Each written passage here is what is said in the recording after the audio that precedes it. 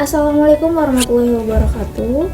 Sebelumnya perkenalkan, nama saya Mega Puspitasari dengan NPM 21411063 dari kelas manajemen 21 MBI. Jadi pada video kali ini saya akan membahas materi tentang perkiraan dan antisipasi terhadap masyarakat di masa depan.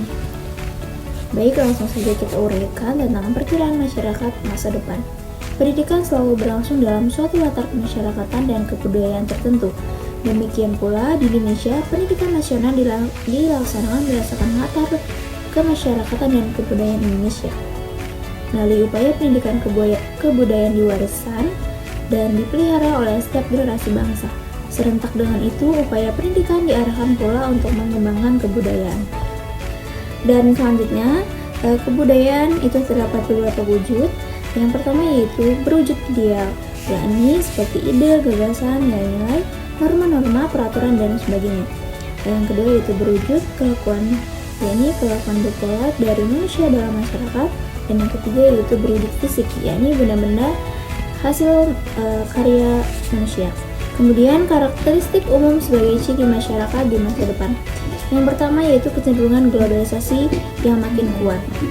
Ada beberapa bagian. Yang pertama bidang ilmu pengetahuan dan teknologi, yang kedua bidang ekonomi, yang ketiga bidang lingkungan hidup, dan yang terakhir bidang pendidikan. Yang kedua yaitu perkembangan ilmu pengetahuan dan teknologi atau IPTEK.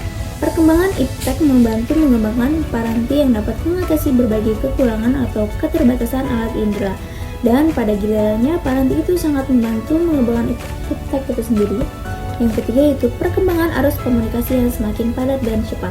Perkembangan komunikasi dengan arus informasi yang makin padat dan akan dipercepat di masa depan mencakup keseluruhan unsur-unsur dalam proses komunikasi.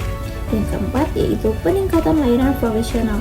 Manusia masa depan makin menuntut suatu kualitas hidup yang lebih baik, termasuk berbagai layanan yang dibutuhkannya.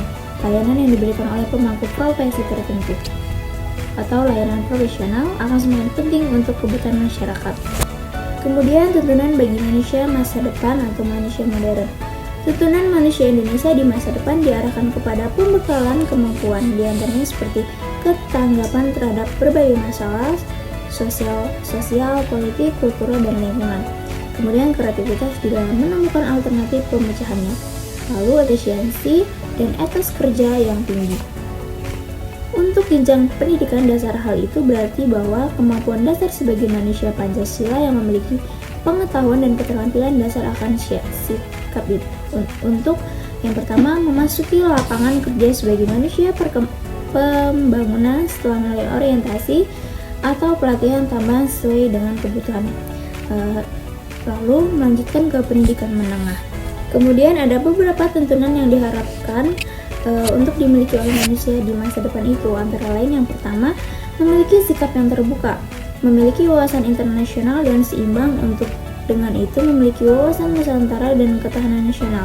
Yang kedua yaitu menerapkan dan meningkatkan asas pendidikan seumur hidup, dan yang ketiga yaitu melengkapi sarana kehidupan dengan alat-alat komunikasi yang up to date. Kemudian ada upaya mengantisipasi masa depan. Yang pertama, perubahan nilai dan sikap. Nilai dan sikap memegang peranan penting dalam menentukan wawasan dan perilaku manusia. Nilai-nilai tersebut dapat bersumber dari berbagai hal, seperti agama, hukum, adat istiadat, moral, dan sebagainya, baik yang tertulis maupun yang tidak tertulis. Perubahan nilai dan sikap dalam rangka mengantisipasi masa depan haruslah diupayakan sedemikian rupa, sehingga dapat diwujudkan keseimbangan dan keserasian antara aspek pelestarian dan aspek pembaruan. Yang kedua yaitu pengembangan kebudayaan.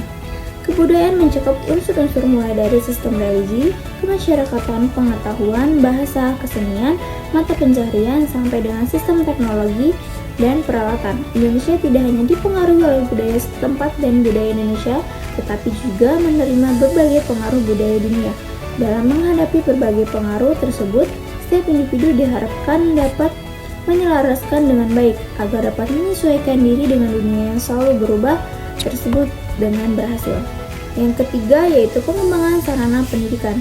Santoso S. Hamijoyo mengemukakan 5 strategi dasar, yakni pendidikan untuk pengembangan IPTEK.